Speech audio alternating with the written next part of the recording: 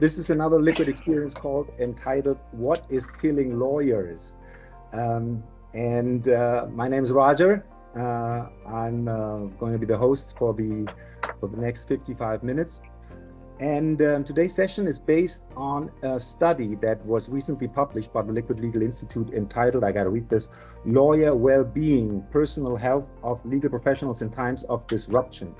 Now, we will start out with Dr. Bernhard Waltel, one of our co-CEOs, summarizing some of the highlights of the studies. And then I will make some personal remark on the topic, talking about my own personal burnout. And then we will introduce our guests to the audience, and each of our guests will get an initial question for an initial statement, and then we will have a free-flowing discussion. As an audience, you will be muted as always, but you are welcome to hand in questions via the chat, and let's see how many people we are. Maybe we can even call on someone today if we're not too many. Let's see.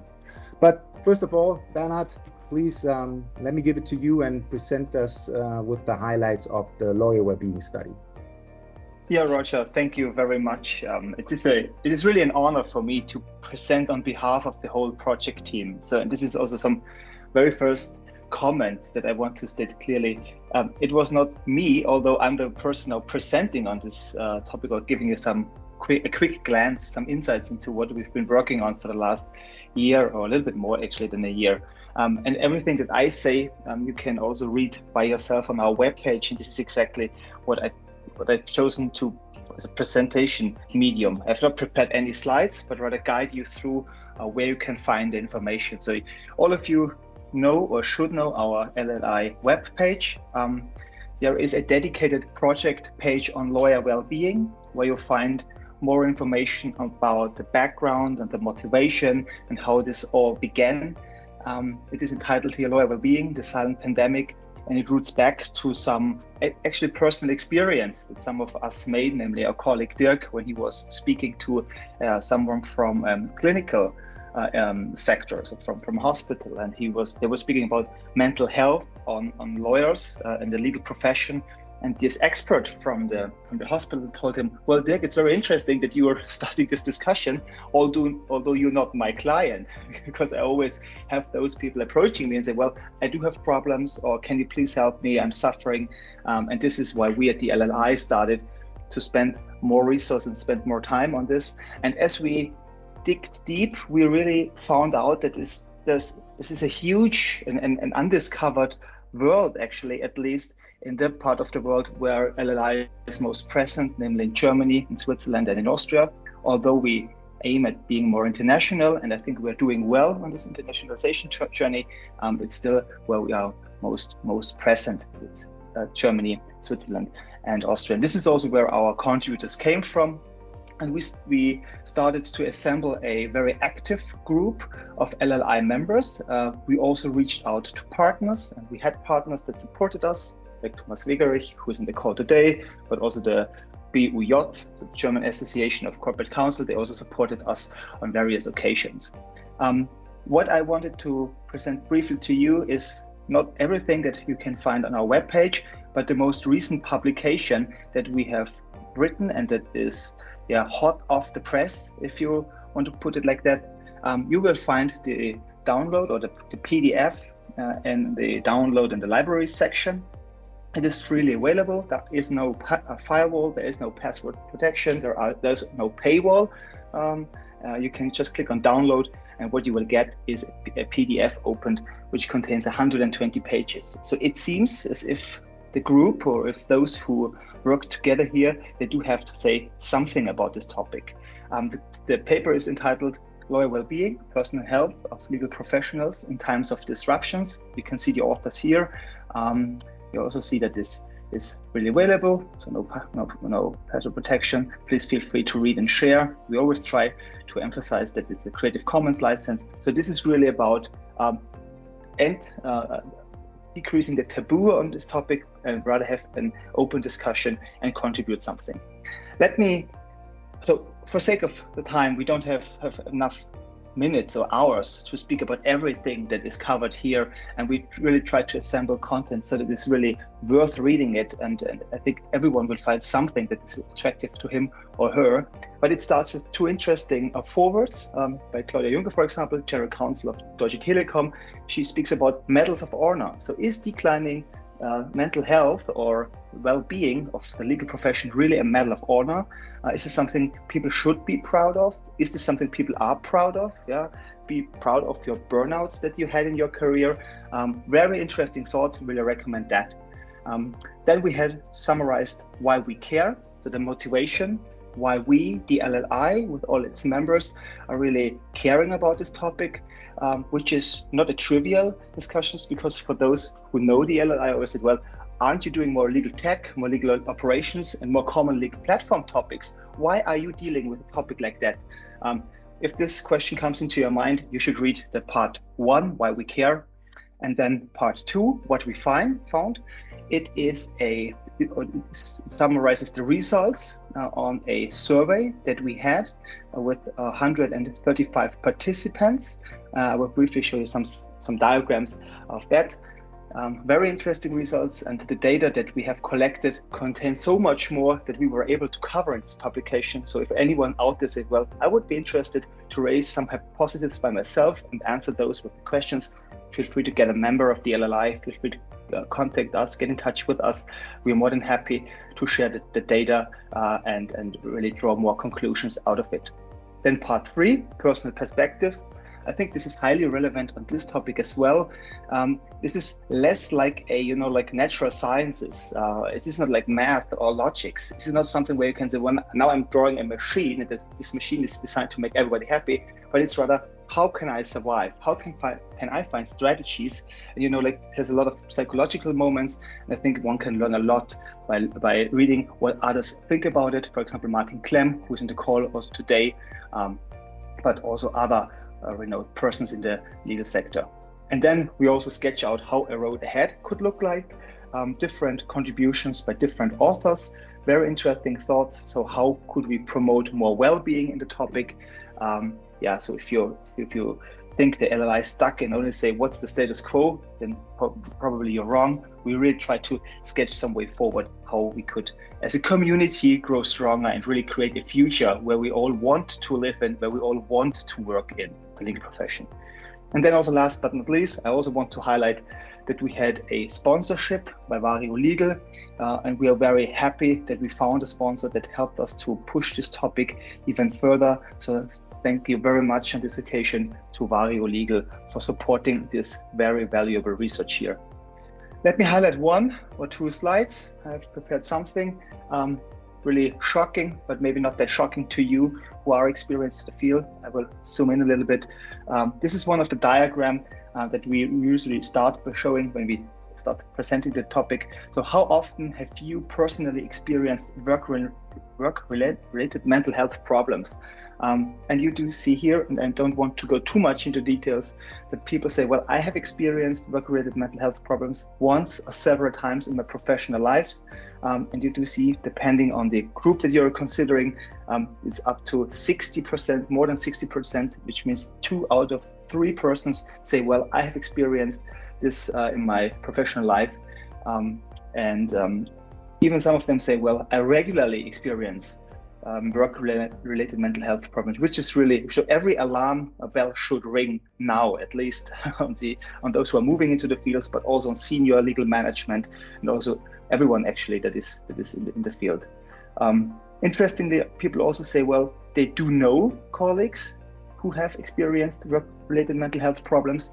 This is more than 70%, which means like 7 people out of 10, which is actually a tremendous number if you think about it. Yeah, just look around in your office, or you go there tomorrow or next week, and think about 7 out of those people, 7 out of 10 people that I'm looking at know someone else who have experienced work-related mental health problems. Maybe one last comment, what is in there, and this should only be like an appetizer for you to have a look at it. Here are some reasons. We all thought that the digital transformation, the digitalization as such, puts additional pressure on the people, on the lawyers, or on the well-being in the legal sector. But our research showed that this is not really the case, that there is no significant relationship between digital transformation, but it are rather the cases of existing business models, also the way how people are educated, and also the highly competitive work that the legal sector, the legal profession is facing. That seems to be one of the main drivers for the declining of mental health or of well-being a topic. I will stop here because actually I'm not interested in hearing myself presenting this to you, but I'm really looking forward to the discussion. I'm really looking forward to hear your thoughts on that. And having said that, Roger, I hope it was an interesting introduction. Feel free to check out the webpage, and over to you, Roger. Thanks for the invitation. Well, thank you, Bernhard. And this is not the first time that I listen to the study and the results of the study, and I hear the numbers. And each time I do hear the numbers, I think like, what's a little bit missing for me is like the personal stories behind that. You know, what does it really mean for a person to break down, and how's that experience, and how are the stories being told? And so last week, I and two colleagues of ours, Zoe Andrea and Jutta Löwe, we were invited to an event organized by Thomas Wegerich, the Bundesverband für Wirtschaftskanzleien in Deutschland.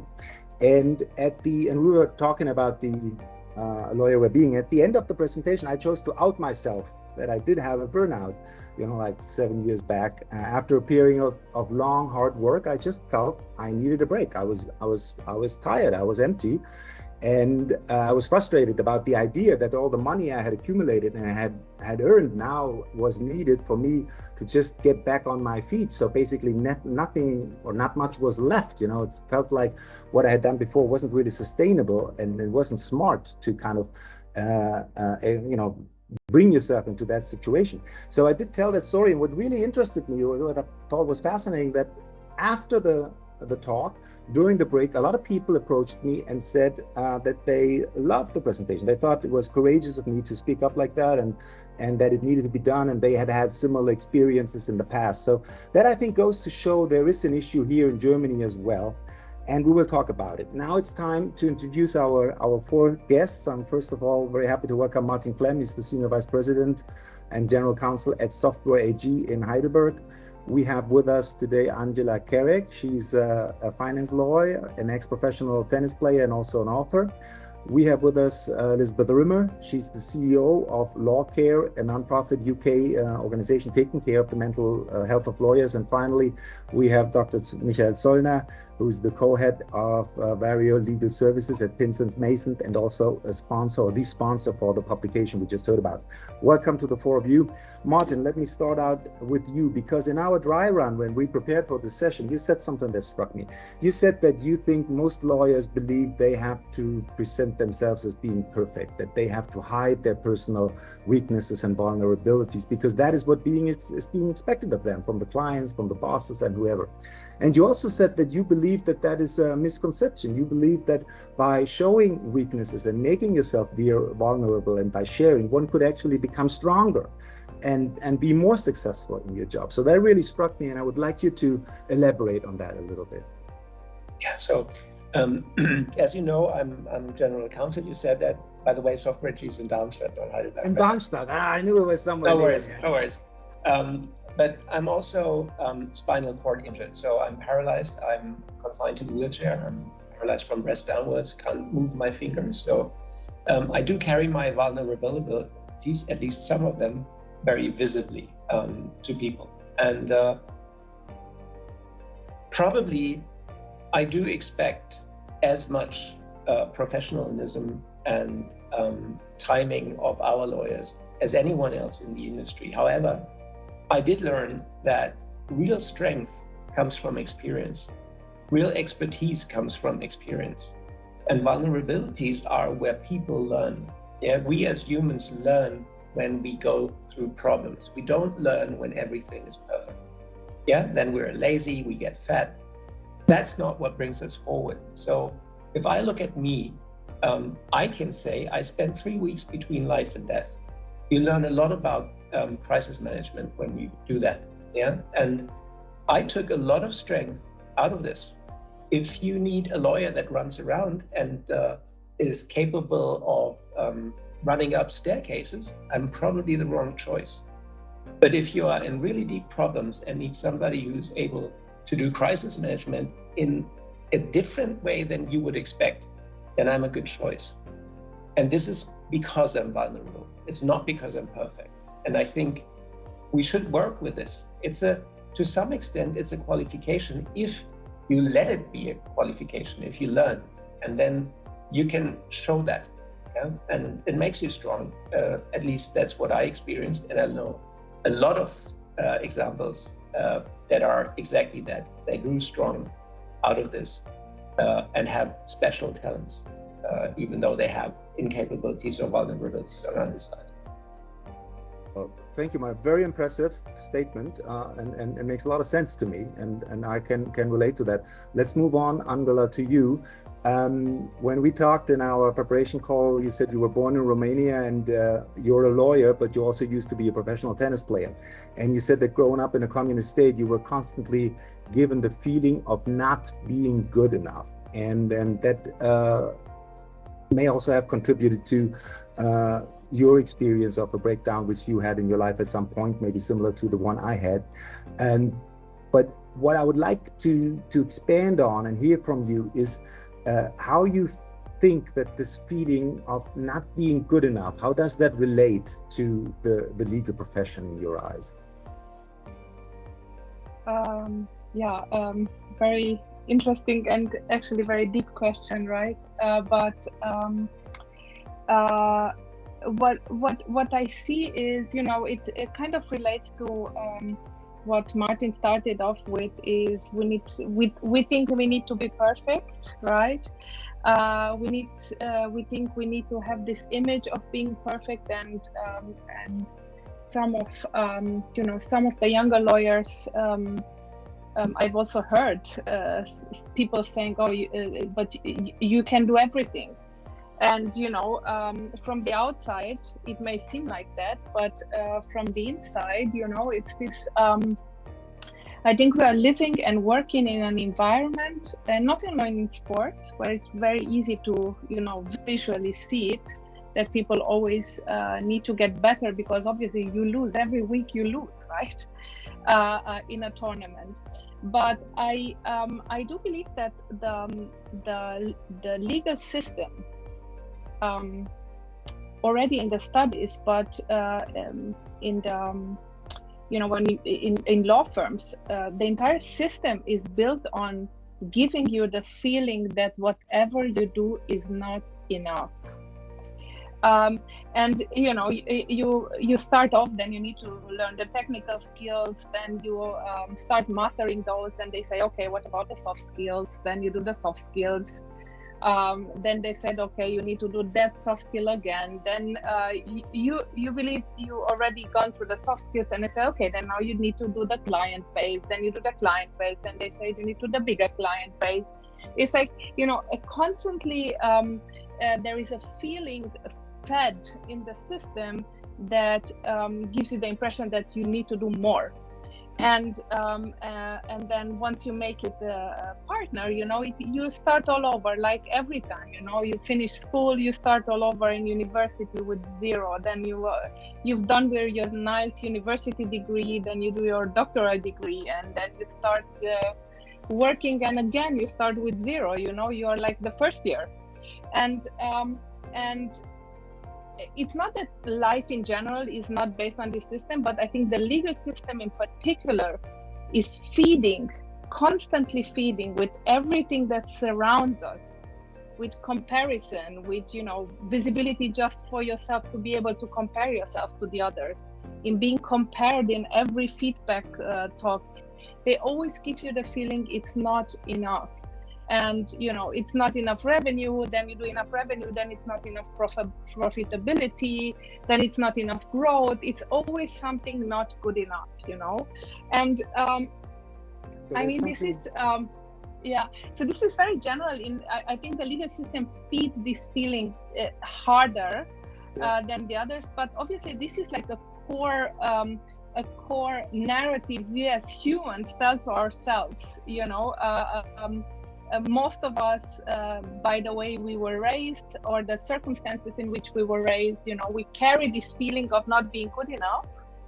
And you do say, though, that there is something specific about the legal system, so systemic, the sense of comparison, yes, of kind of forcing you to excel, of kind of being measured by the hour, being transparent, kind of pinning, yes, a number on your work. That's interesting. We'll come back to that, Angela. Let me move to Elizabeth, and because Elizabeth, you're running an organization that takes care of the mental health of legal professionals. So in the UK, or in the US at least, it seems that the society has understood there is an issue here. So tell us a little bit about the purpose of your organization and about the cases that you meet, whom you're trying to help. So LawCare is a charity that operates across the UK to support the legal profession and promote good mental health and well-being. And we've been going for 25 years. So this is our 25th anniversary. But don't think that it's all, a garden of roses over here and that we've got this sorted, because we haven't. And just listening to Martin and Angela and Roger speak already and hearing about the results of your study, everything you've said just resonates with our own experience here in the UK. So as an organization, we really have two main functions. One is about providing emotional support, and one is about campaigning for change, because we don't want to just be pulling people out of the river when they're drowning. We want to try and do something that stops them falling in the first place. Because I think we all know what the problems are. The challenge is, what do we do about those? How are we going to improve the culture and practice of law to create an environment that doesn't undermine the mental well-being of the people in our profession? So in terms of our support, we run a telephone helpline, a confidential email service, and a web chat service where anybody working in the law, whether you're a lawyer or you work in another role within the legal system, can contact us for support. And everybody who answers the phones, the emails, the web chats has worked in the law. I'm a former lawyer, half our staff are lawyers, all of our volunteers are lawyers. So when you contact us, we get it. We know what that perfectionism's like. We know what billing targets are like. We know what the pressures are to meet client expectations. That sense that you're never good enough. There's a lot of imposter syndrome around in the law. The badge of honor that we've heard about, that, the harder we work, that just shows that we're better than everybody else because we can work for 80 hours a week and still do a great job. But we all know that's not true. And picking up on a theme that's already emerged is it's actually really hard for people in the profession to put their hand up and say, I'm struggling, for that sense that they'll be seen as weak or not good enough. It'll be a career limiting step. Lawyers solve other people's problems. We don't have any problems of our own. So it's really hard for people to come forward. So we provide that space to talk about problems and the sorts of things. I was looking at our data for last year. The most common reason people contact us is stress, followed by anxiety, which we saw increase during the pandemic, depression, and bullying and harassment in the workplace.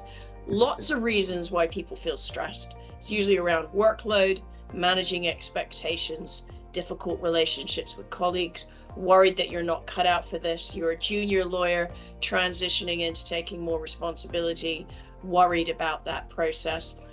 Poor management is a big problem in the law. Lawyers are not trained to manage people very well. So lots of issues around things that have cropped up in work. But people also call us about personal problems, bereavement, facing illness, all those sorts of things. So we provide that space to talk about it. And we also have a peer support program. So we will connect somebody to another lawyer who's had a similar experience to give them an opportunity to talk to them. And then the other big part of our work is around campaigning and trying to drive a sense in our profession that there's a collective responsibility to do something about this. It isn't just my problem. It's practitioners, it's professional bodies, it's regulators, it's legal practice, it's insurers, it's legal education providers. Everybody needs to come together and think more collectively about the journey we're all on in our legal careers and do more to equip people to manage the pressures of life in the law. But also we need to start changing some of those working practices, because the challenge we're going to face, I was interested in your report, we're moving into a very different world of work now in the post-pandemic world, digitization, working more remotely. We're going to lose people from the law if the legal profession doesn't start stepping up and offering that kind of environment that people want to be in. They're going to go and work for organizations that more align with their own values and purpose. So I think we've got a lot of work ahead of us.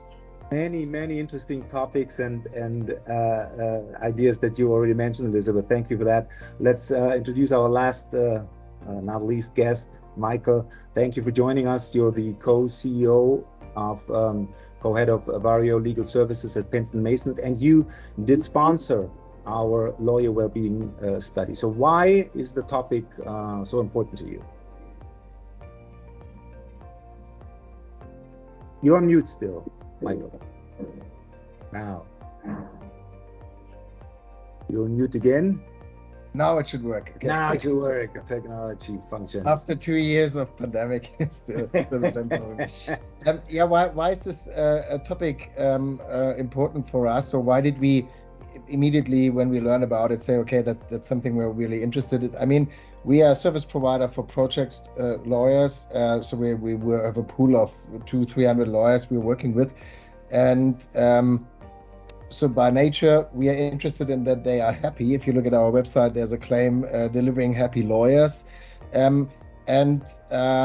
mean, many of the lawyers we're working with, by the way, myself as well, used to work in-house and in private practice, and then decided for certain reasons that they want to work differently in future. And many of them, because they said, well, I actually like my job, but there's no stop sign. I need to do this more in my rhythm, and then start enjoying working on projects, rather than they can say, okay, after that, it's my free decision to maybe take a break of 1 or 2 months, or to work less and do this more in my own rhythm.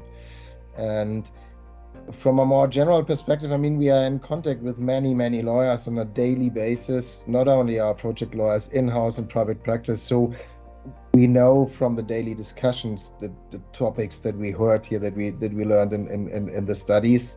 And me myself as well, I was working in-house in private practice as a project lawyer. I think everyone who's in this business is very familiar with exactly what we discussed here. Yeah, no stop sign, working late hours, feeling to be in a hamster wheel. And with many lawyers we are talking to, it's always very interesting. If you talk to them on a conference, they always say, no, I like my new job, it's great, it's fantastic. After 3 beers at the bar, it's many of them say, well, actually it's really exhausting, I need to do something about it. Yeah, so that's topics which we really we share the opinion, it needs more attention. Yeah. So one of the things that strike me when I talk about this and listen to all of you is how there's this kind of only one view of performance, of good performance or of success, and it seems to be this old pyramid principle, like you start at the bottom and you work your way up. And there seems to be like only one criteria, or very few criteria that matter. How much revenue do you make? How many clients do you have? And all this stuff. And I was wondering, isn't that maybe a point where we should start? That there needs to be some kind of diversification in what success means and what good performance means. And also maybe that could include, Michael, what you said, working on a time basis, on a project base, not being in the wheelchair all the time, but maybe having a break between the different projects. And one last comment before I let you talk, Martin. It also dawns on me that this pyramid principle is breaking down. If the people on the top said, hey, listen, I did this for 30 years, exhausted myself, my family went down the drain and all stuff. Now you people at the bottom need to do the same so I get the money that I deserve. If you come up to me and you say you want your time off and you want to feel better, where's my reward going to be for putting 30 years of hard labor in that I did? Martin, please. Yeah, I think one of the problems we have is that it's very easy to measure performance, yeah, in terms of billing hours, in terms of clients, whatever. But the question is, what are other, as you said, what are other success factors? There is an interesting study somebody did on the Navy SEALs, which are considered to be the best performing organization in the world.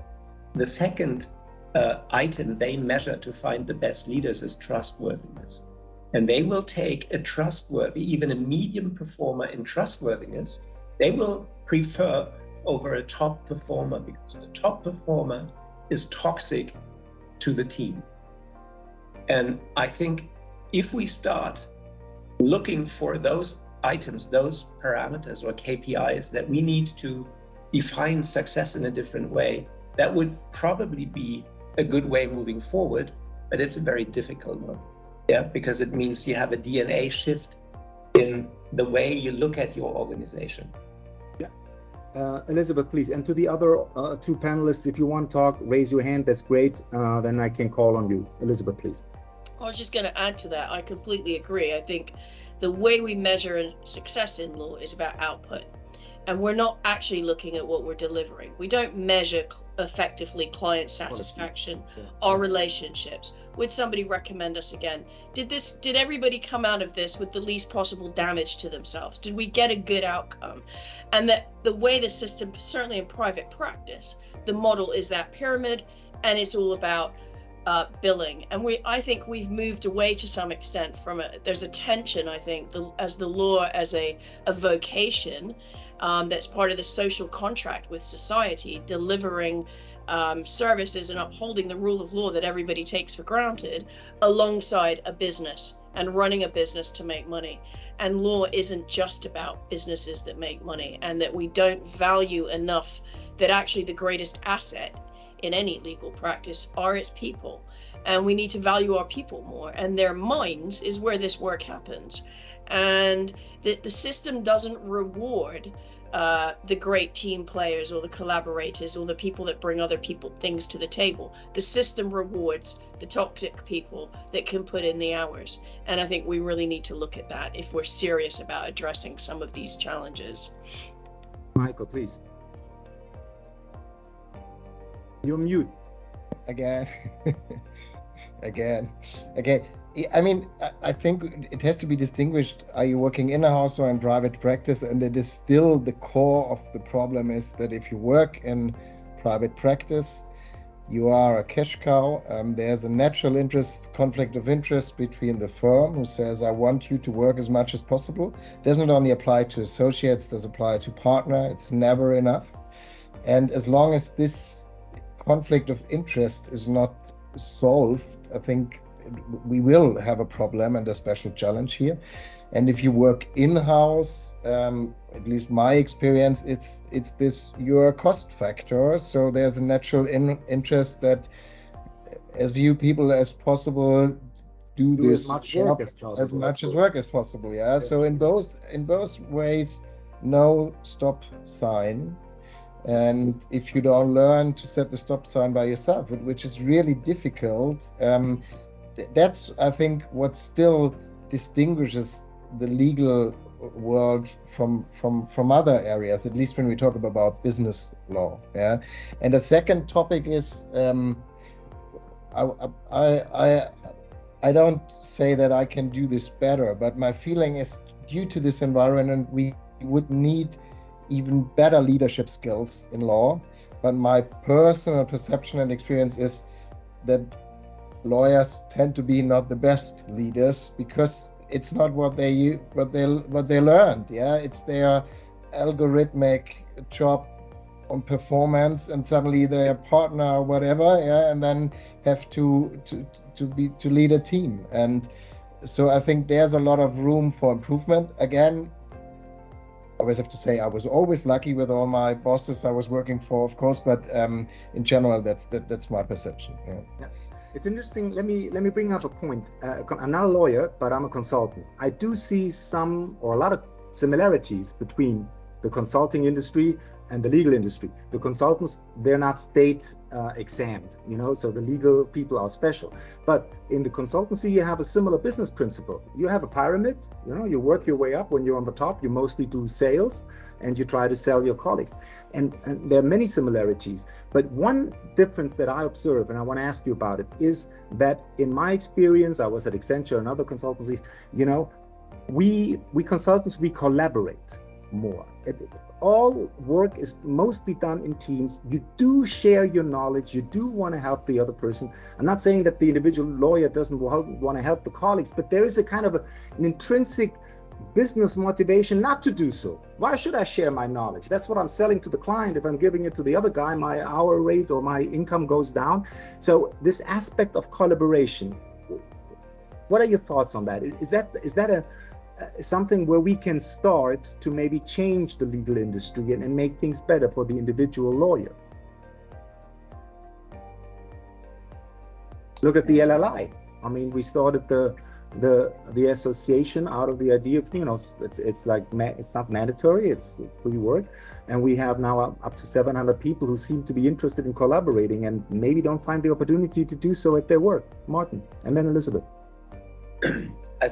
I mean, we all know that the whole legal market is at the verge of a real change, and it could become quite disruptive if you look at digitization, if you look at new generations, war for talent, etc. So I would hope that organizations like the LLI will pop out of the ground and probably collaborate even amongst those organizations to change the legal market, because we've basically not changed it for the last 300 years. So it is interesting, and we are an industry that is way behind other industries there. So we should hope for it. But the problem is, especially the interplay between, for example, in-house and private practice, is you still have a project that is considered to be urgent. You still have deals where you say a deal has momentum. You still have M&A situations where you say time kills deals. And that perception is actually something that we get from the finance industry or wherever else, and it is hard to fight against it. Okay, so no chance, Elizabeth. What do we need to do? Well, I think just picking up on, I think we've got a challenge, because I think that part of that lack of collaboration stems from early on in people's legal education and training. They did a study here, I think it was at the University of Birmingham, where they compared law undergraduates to history undergraduates. They found the lawyers were less likely to collaborate. They were much more pointed-elbowed and more competitive, because the legal system sets us up to compete. Internally, even though you work in a team, you've got a billing target. You want to meet your billing target, and you want to go above what the person sitting next to you has done. There's been stuff in America where they set very high billing targets in big US law firms. You'll find associates will want to go even higher than those targets. And so we're not naturally in an environment that encourages collaboration, because we're set up to compete against each other. And teams are often brought together on a transactional basis. So you're brought together to work on a big M&A deal, and then it disappears again. And I think that's part of the sort of, you may have come across like the O-Shaped lawyer program that's being developed here in the UK by Dan Kane, is looking more at these skills that we need in the workplace around collaboration and what we learn from that. But I think we don't teach and practice law in a way that naturally encourages that. And I think we've got to perhaps there's more of that in-house, but in private practice, although people say they work in a team, I don't think there's always a very strongly engendered team sense of spirit, because at the end of the day, you're looking out for yourself because of that competitive nature of the law. I don't know what the solution is. I think it's more education around the human skills that you need in the workplace. Angela, let me bring you back into the discussion. I'm fascinated about your background with this ex-tennis player, and you mentioned to me that when you want to that is competition. I mean, that is real competition on the court, one-on-one, and you want to win. And did you discover some personal tricks for yourself, or how you seem to have gotten out of that, and you seem to be doing better than you did before? What was your insight? How did you do it? I mean, now let's talk about both your whole private world, not only as a lawyer, but also, with your competitiveness as a tennis player, or you seem to have been very competitive in general. So how did you change? Well, I didn't do well for a very long time, to be totally honest. So I have just managed to change around 2 to 3 years ago. In sports, it's very, very similar to law. Basically, you get beaten up every week or every, twice a week and so on. You're never satisfied with what you do. And basically, you always see the court next to you, somebody who's playing better, right? And it's really, really hard to start comparing to yourself. It really is hard. So, and then I moved on into law, into finance law. Basically, I had no clue about finance, to be totally honest. I came from constitutional law, and I just realized very quickly that I'm very good in what I'm doing, and I didn't understand for a long while why that is the case. And then I realized it's because it's the same type of competitiveness which I was trained to do my entire life. So I was good at that because I practiced it for so many years. And the environment in which I switched, I realized very late, was exactly the same typology of environment from which I left, right? So and only a short while ago, I started, detaching myself and trying to compare to my own standards. But first you need to develop your own standards, because all around you, people keep telling you what the standards should be, and because you don't hear anything else, you believe those are the real standards, but they're not. That is fascinating to me. I wanna dive deep on this, because from what I hear, from a firm's perspective, from an economic perspective, a finance perspective, there's no reason to change the system. People get sick, take some other people. You still get the same result, better result. So it seems to me the only way maybe the system can change is if the people themselves, and those are not going to be the partners on top, they're probably going to be the new people coming in, do exactly what you just described. You try to find your own standard.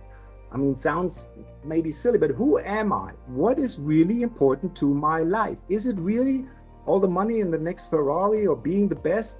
Maybe, and surely there are other things that are important in my life. And now if enough people, young people, go to the legal industry and say, I want to be a lawyer because I think law is important and I enjoy doing this, but I don't necessarily want to earn $1 million. I don't necessarily want to be on the top. I want to have a good work-life experience. If many of these people do it, will that not maybe change the system, force the system to change? Well, Martin. for sure, Okay, Angela first. For sure Okay, it is. For sure it is. Now looking back into this process, I think the biggest challenge is that you need space. You need mental space. You need something that pulls you out of that process, of the never-ending, ongoing process. You need space to retract. You need space to gather yourself. And you need the space to reconsider yourself. Now, age is very helpful, right? Because some things improve with age, right? And sometimes you come to an age where you naturally think about differently about yourself. But like for myself, I had several crises, or I would breakdowns, whatever you call them. But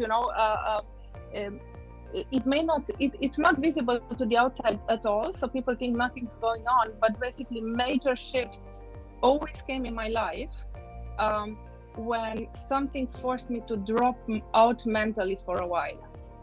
Interesting. Change through crisis. Martin, please. Yeah, I mean, you have a statement of Professor Esch in your study, which who is actually deep in the science of happiness, and that very much relates to the detachment that you just mentioned, Angela. He's recently published an article in the journal Biology, which is pretty famous, about the fact that happiness can be trained, and that is exactly done by mindful practices that create this detachment. Yeah, so very interesting read, by the way, super scientific, but it actually proves that creating this mind space for yourself will help you. Yeah, that's what we can do on us in order to cope with what we have right now. Doesn't change the market, doesn't change the legal industry, but if you do that long enough, you suddenly are not running after the money, you are after the purpose, and that probably might help as well. A follow-up question on you before I go to you, Michael. Martin, do you see you said we're facing a disruption, a big change. Do you see the hiring practices of companies change in-house? Do you see the values, the expectations to younger members change? Are we in the middle of that process? Is it going on? Is it just starting, or what's your perception? No, if you look at the requirements that you see from candidates that you're looking for, that absolutely changed dramatically already. Yeah, so I think if you compare the candidates of today to the candidates 20 years ago, there's a huge difference, and there is a huge difference in what they expect you as an organization to bring to the table in order for them to work there. Definitely, but still, we haven't been able to change the expectations of our customers, be it the internal customers in-house or the clients in private practice, for us to perform at super high speed, having responsibilities 24/7, etc. That's still in the market, so that's what we need to work on as well. Interesting. Michael, please. Yeah, I totally share your view, Angela and Martin. And I mean, the question is, many of the challenges that we see here apply to many different type of jobs nowadays. So what is maybe special in legal, and I think at least in Germany, it is still a mixture of a very long and yes, demanding education for many of us. So you are comparatively old, then you come to the market, and then you have to start after 3-4 years of really intense studying, working very, very hard at a stage where others are already for a longer period of time working. Usually do you then have the problem of, the rush hour in life, family, and so on. And this makes it, I think, especially difficult for many, for me as well, during this rush hour then to finding these areas of escape and where do I get energy from? Yeah, because it's just a mere question of time. And this makes law, I think, special. Not there are other jobs where you have the same problem, but this long education and then directly after that a very intense working time. And that's exactly when many lawyers with whom we are working suddenly step out and say, well, I'm now around 40 or 45 or 38, whatever. I have to do something else, otherwise I go crazy. I need more time, not more time for me. So I totally share that view. Okay, so Lena, you want to say something? We usually don't do that, but I don't know if we can enable you to talk. Let's do it. You raised your hands. Go ahead. Thank you, Roger. Bernhard wrote just in chat that I need to raise my hand and ask the questions. So all right. I'm sorry to interrupting, but it seems to me that you all are talking a lot about self-reflection. And this question is bothering me since a long time already, why it is so difficult for lawyers to make this self-reflection on their own experience in order to cherish how valuable they are as people, and in order to acknowledge how much did they reach, and why emotions is such a difficult topic that as soon, at least in Germany, you start talking about that, everyone making the face, I didn't hear the question. Okay, so I don't know, Martin or Michael, you want to respond to that? Is there like a banning of emotions in the German legal industry? Well, I would give it a shot. I think you basically look for the appreciation of your customer.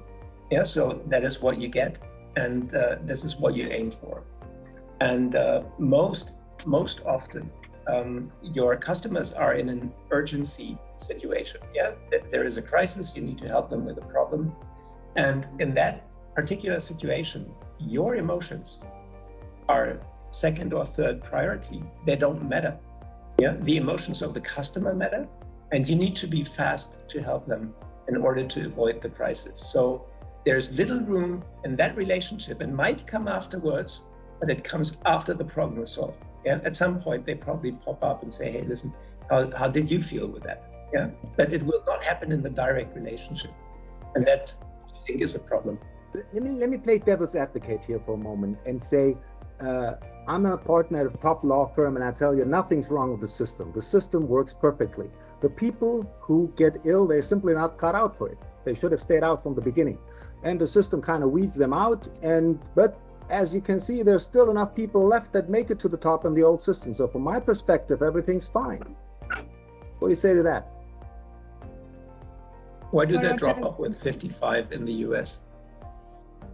They do drop off. So you're saying there are statistics 55 data. in the US. Yeah. Why do they drop out with 55? Yeah, no comment. I'm curious to hear everybody's position on that. Elizabeth, what do you say to someone who comes up to you and says, you know, the people who call you, that's good, you're doing the service, but they're just in the wrong place. They shouldn't have studied law. You're on mute, Elizabeth. We hear that all the time, but I think it's beginning to change, because I don't think that narrative is really fit for purpose anymore in the 21st century.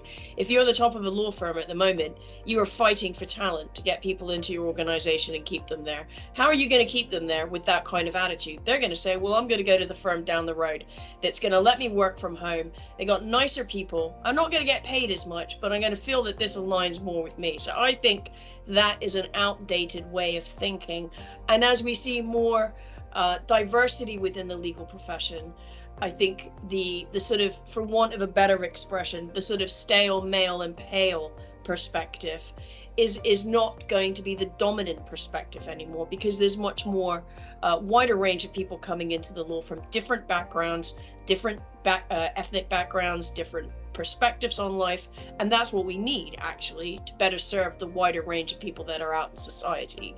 But just picking up on emotion, I just wanted to say that I think as a lawyer, you're trained to leave emotion at the door, because you're told that if you let the emotion come in, that's going to cloud my rational legal brain. But the law is brimming with emotion. This is a highly emotive period of work. It's winning, it's losing, it's anger, it's frustration. I might lose my house, I might lose my children, the deal might go through, people get angry, and we're not trained in how to recognize emotions in ourselves, in our colleagues, and in our clients. And I think we need to do much more work around that, because this is a highly emotive area of work, yet we tend to think that it isn't, and we can just apply the law. But you're talking about people and their problems and trying to solve them. That's emotion. Awesome statement. Awesome. Angela, what do you wanted to say something earlier, I felt, so, or maybe it relates to emotions. I forgot. I don't know. I mean, just to maybe two perspective. First, on the, you know, on why can't we reflect? Because when you function in a system or in a transaction in which speed and, you know, delivery is driving you, then you're on autopilot, right? So you function on autopilot, and we are trained to function on autopilot. And you function on autopilot with your other parts of the brain, and that's like, you know, it's like a reaction. You always just react. You get in an email, you shoot it out. You get in a question, you shoot it out. So it's a reaction game. But in order to reflect, you need to get out yourself from this reactive brain into the thinking brain, and the thinking brain is up here in the front. But you can't switch it on automatically, so you need to switch it on by purpose. But because you function all the time by reaction, you don't even know you need to switch it on, you know, because nobody tells you that you need to switch it on. And in order to switch it on, you really need to step back a little bit. You need to do it consciously. And we don't train people doing that. We train people to be reactive and to always have the right reaction. And the other thing I wanted to add to that question, you know, we still have people, you know, we're here to perform. I see the stats, you're not performing. I think this is a generational problem as well, or a generation. I don't think it's a problem, because the generation which is viewing us as stats will just grow out. And time is, you know, on the right side, but they are still ruling. You know, a lot of them, I mean, Martin has said it's, you know, it's a movement coming up. Yes, a lot of law firms have now younger partners on the top, but the old ones are still in the background, you know. And I don't want to generalize, but the old generation is this kind of approach, and they are still there because they can't let go, because they are driven by control. And you drive by control if you're full of anxiety. So anxiety and control is the, you know, it's the two sides of the coin. Yeah, and we don't have this feeling of it's enough. You know, it's enough if I just earn what I earn. I don't need to earn twice as much, you know. Okay. Well, last question to you, Michael. So now we heard there's a new generation coming and different values that must play into your hands, right? So your business with Lawyers on Demand should be booming. Is that right? Please, short answer, because we're at the top of the hour, but I just wanted to give you the chance to sum it up. Well, yes, the demand is growing, and there are more and more lawyers who are interested in that type of working. Not necessarily only because of this escaping the wheel, but also, I mean, we are a country of security. In our country, there is no culture of being self-employed, but of being in a secure work environment, and this is something with what we experienced changed, and yeah, so agree with what you said. So there is hope. There is hope. All right, we're at the top of the hour. This was an awesome discussion. Really loved it. Many different topics, very flowing, very open. Thank you for participating also from our guest speaker. Thank you to our guests, Martin, Michael, Angela, and Elizabeth. There'll be a recording on our website. I hope to hear and see you soon again in one of our other events, and enjoy the rest of the evening. Thank you and bye-bye.